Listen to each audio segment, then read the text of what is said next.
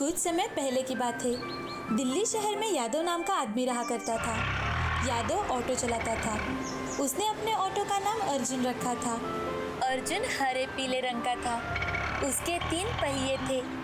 दिल्ली के बहुत ही बड़े परिवार का हिस्सा था वो।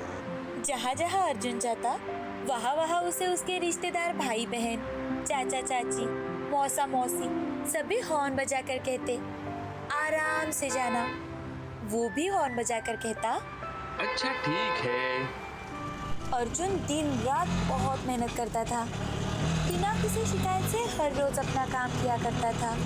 क्योंकि ऑटो वाले यादव जी भी बहुत मेहनत किया करते थे।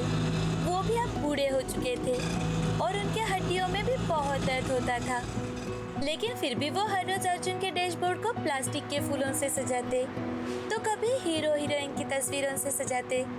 कतार चाहे कितनी भी लंबी क्यों ना हो, वो हमेशा फ्रेश गैस ही भरते थे। वो अपने बच्चों की तरह ही अर्जुन का ख्याल रखते थे।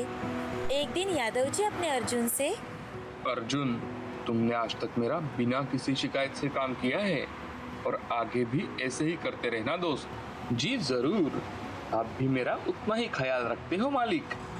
अर्जुन को अलग अलग परिवारों को लाजपत नगर से बाजार लेकर जाना बहुत अच्छा लगता था। यादव जी के साथ कुतुब मीनार के पास पेड़ के नीचे छांव में आराम करना अच्छा लगता था। रात को कनास प्लेस की खूबसूरती को देखे बगैर उसका मन कभी नहीं भरता था। रेलवे स्टेशन की चहल पहल हो या फिर क्रिकेट मैदान में उमड़ती भीड़ उसे हमेशा ही रोमांचित कर देती थी। उसके जीवन में सब कुछ अच्छा चल रहा था। अर्जुन को इससे ज्यादा और कुछ भी नहीं चाहिए था। एक दिन अर्जुन यादव से, वैसे तो जीवन में सब कुछ सही है, लेकिन एक इच्छा है जो मन में हमेशा आती है। क्या इच्छा है अर्जुन? मुझे बताओ। अगर मेरे बस में होगा ना तो मैं तुम्हारी इच्छा जरूर पूरी करूंगा। मुझे लगता है अगर मुझे भी हेलीकॉप्टर जैसे पंख होते तो मैं भी आसमान में उड़ता। ऊपर से पूरा शहर कितना खूबसूरत लगता होगा ना। लेकिन मुझे पता है ये बस एक सपना ही है। हाथी के पंख निकल आना और अंतरिक्ष में ढेर सारी डिब्बों वाली ट्रेन होना, ये तो सिर्फ सपनों में ही सोच सकते हैं ना।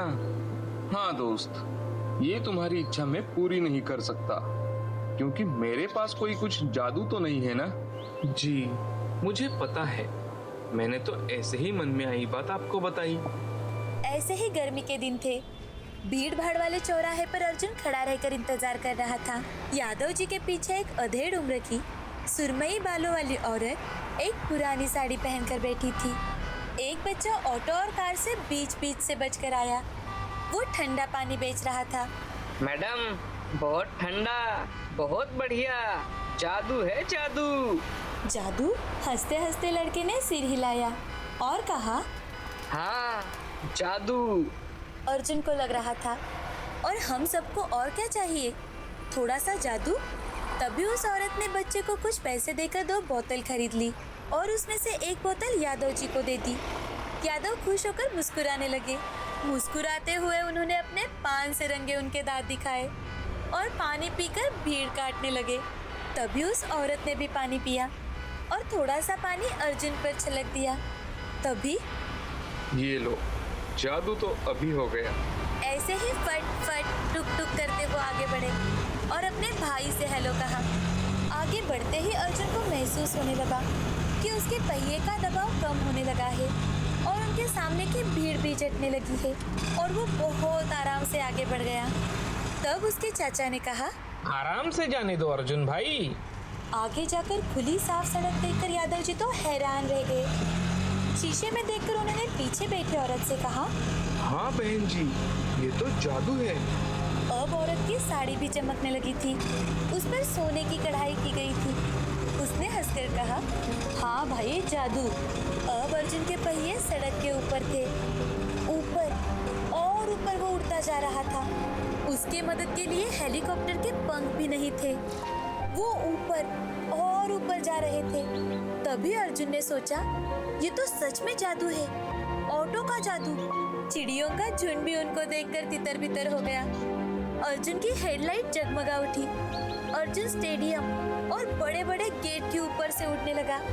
उसने नीचे देखा तो पहाड़ियाँ, नदियाँ और मंदिरों का अद्भुत नजारा उसे दिखाई दिया।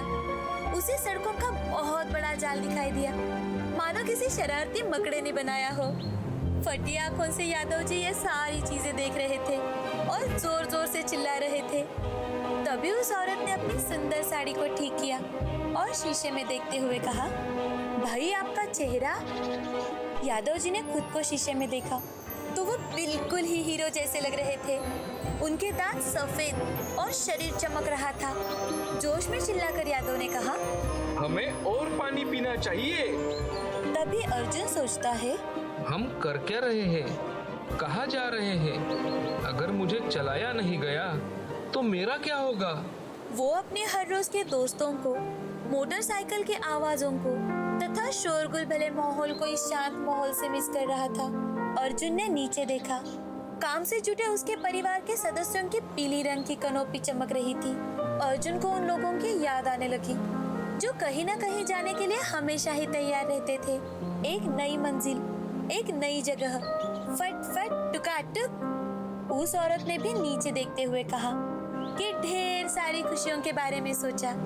तभी वो औरत, भैया मैं तो अपनी बेटी और उसके बच्चों से मिलने जा रही थी, वो मेरा इंतजार कर रहे होंगे। यही तो है मेरे जीवन का असली जादू।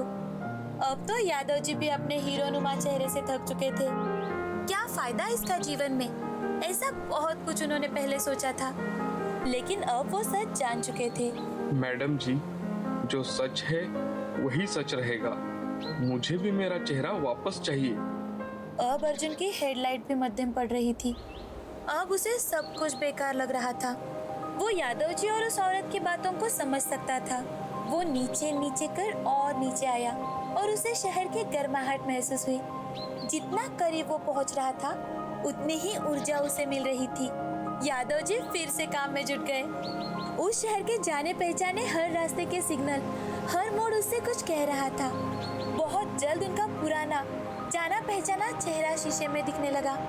वो जानते थे उन्हें कहाँ जाना है और वो वहीं पर चले गए। उस औरत की साड़ी भी फीकी पड़ रही थी, लेकिन चेहरा चमकने लगा था। अब वे जमीन पर पहुंच गए थे। अर्जुन के पहियों ने गर्म सड़क को छुआ। इंजन ने राहत की सांस ली। फट फट टुकाटुक। ऊपर की खिड़की से उस औरत के नाता नातिन ने हाथ हिलाया। ऑटो से नीचे उतरकर उस औरत ने यादव जी को किराया दिया। Auto auto auto. ये आवाजें अर्जुन को बहुत अच्छी लग रही थी। हर सफर एक नया सफर, कभी न खत्म होने वाले लंबे सफर का अनोखा हिस्सा। अर्जुन का जादुई हवा में उड़ने का सपना पूरा तो हो गया था, लेकिन उसे असली सच्चाई भी समझ आ गई थी कि वो जादू की दुनिया में जितना खुश नहीं रह सकता, उतना अपने लोगों में खुश रह सकता है। अपनेपन का उसे अब पूरी तरह से एहसास हो चुका था। अब हर रोज की तरह यादव जी और अर्जुन की जोड़ी लोगों की सेवा में बड़े ही खुशी से हाजिर थी।